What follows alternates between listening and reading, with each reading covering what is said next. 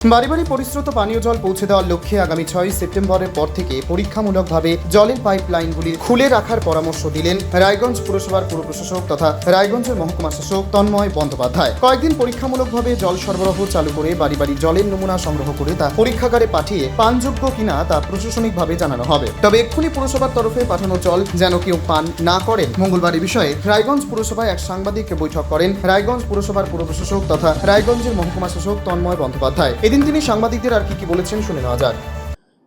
দেখুন, আমাদের বাড়ি বাড়ি পানীয় জল যে সরবরাহ প্রকল্প কিছুদিন আগে চালু হয়ে আবার বন্ধ হয়ে গেছিল, তো তার যে ইস্যুস কিছু ছিল সেগুলো আমরা মোটামুটি কাটিয়ে উঠেছি। তো কিছুদিনের মধ্যেই আমরা বাড়ি বাড়ি পানীয় জল সরবরাহ প্রায় ধরুন 20,000 বাড়ি, অলমোস্ট 19,500 20,000 এই বাড়িগুলোতে আমরা আবার পানীয় জল দেব, পরিশ্রুত পানীয় জল। তো কিছুদিন অব্যবহৃত থাকার জন্য পাইপলাইনগুলো ক্লিনিং হওয়াটা এখন খুবই আবশ্যক। তো আমরা আগামীকাল থেকে আগামী দুদিন আমরা বিভিন্নভাবে একটু অ্যাওয়ারনেস ক্যাম্পেইন প্রচার চালাচ্ছি। প্রত্যেকটা ওয়ার্ডে আমাদের টোটো, মিউনিসিপ্যালিটি টোটো ঘুরবে।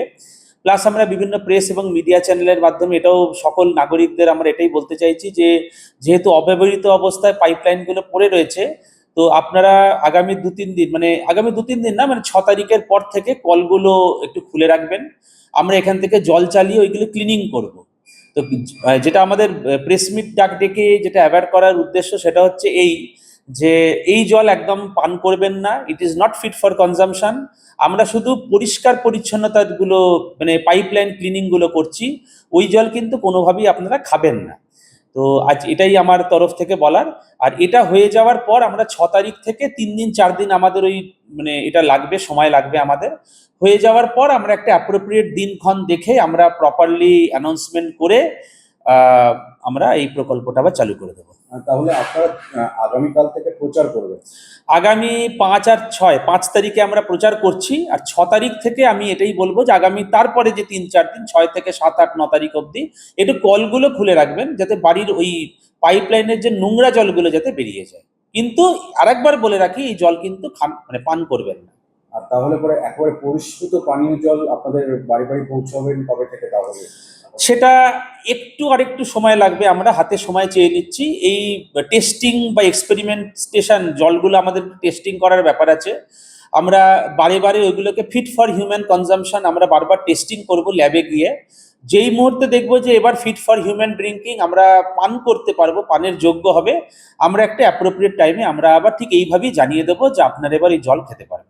মহকুমা শাসক তন্ময় বন্দ্যোপাধ্যায়ের এই উদ্যোগের মূল লক্ষ্য হল শহরের 19,500 বাড়িতে নিরাপদ পানীয় জল পৌঁছে দেওয়া। পরীক্ষামূলক পর্যায়ে সাধারণ মানুষের সহযোগিতা কামনা করেছেন পুর প্রশাসক। এ বিষয়ে পুর প্রশাসনের আশা, পরীক্ষামূলক জল সরবরাহ সফল হলে খুব শীঘ্রই নিয়মিত বাড়ি বাড়ি পরিশ্রুত পানীয় জল পৌঁছে দেওয়া সম্ভব হবে। উত্তর দিনাজপুরের রায়গঞ্জ থেকে নিজস্ব প্রতিনিধি report, Times 14 Bangla.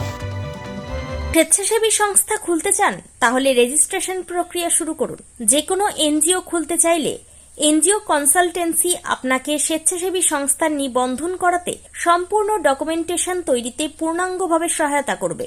Section 8 company registration, trust registration, society registration, pan, tan এবং 12A 80G সহায়তা, এনজিও দর্পণ এবং CSR সম্মতি। এখনই কল করুন 8345817300, হোয়াটসঅ্যাপ করুন 9434187666 এই নম্বরে। মুখের উজ্জ্বলতা হারিয়ে গেছে, স্পট পড়ে গেছে, ব্রণ ভর্তি, তাই আর দেরি না করে আজই আসুন রায়গঞ্জের চণ্ডীতলায় হেলথ প্লাস মাল্টি স্পেশালিটি ক্লিনিকে এবং এখানে পান অভিজ্ঞ ডাক্তার দ্বারা ফ্রি স্কিন টেস্ট। আরো বিস্তারিত জানতে যোগাযোগ করুন 9674895169 এই নম্বরে।